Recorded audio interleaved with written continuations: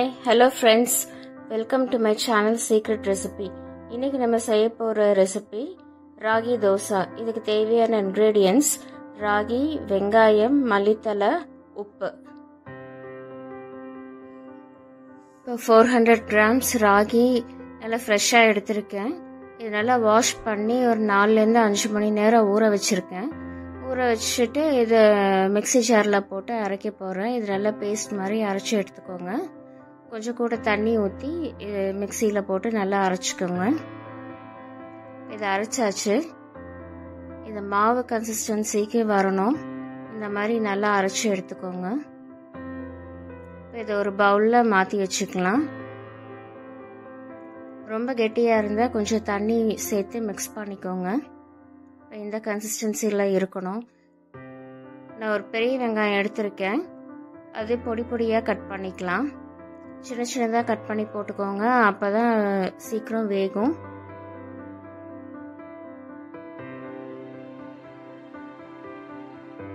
அந்த சைடு திருப்பி அதையும் சின்ன சின்னதாக கட் பண்ணிக்கோங்க.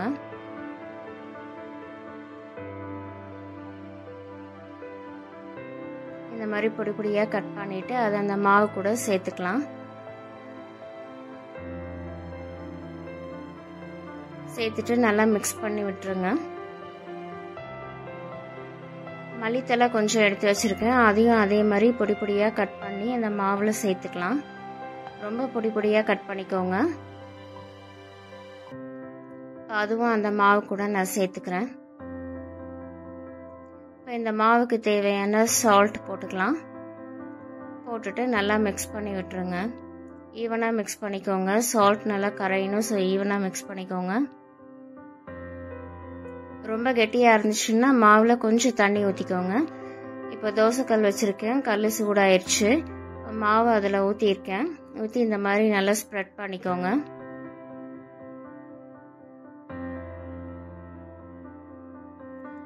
ஸ்ப்ரெட் பண்ணிவிட்டு மேலே ஒரு டேபிள் ஸ்பூன் ஆயில் விட்டுக்கோங்க. நான் நல்லெண்ணெய் யூஸ் பண்ணியிருக்கேன். இப்போ அந்த சைடு நல்லா வெந்துருச்சு. இப்போ அது நம்ம திருப்பி போட்டுக்கலாம். திருப்பி போட்டுட்டு கார்னரில் எல்லாம் நல்லா ப்ரெஸ் பண்ணி விட்டுருங்க. அப்போ தான் கார்னரில் எல்லாம் நல்லா வேகும். ஓரத்தில் நடுவில் எல்லாமே நல்லா ப்ரெஸ் பண்ணி விட்டுருங்க.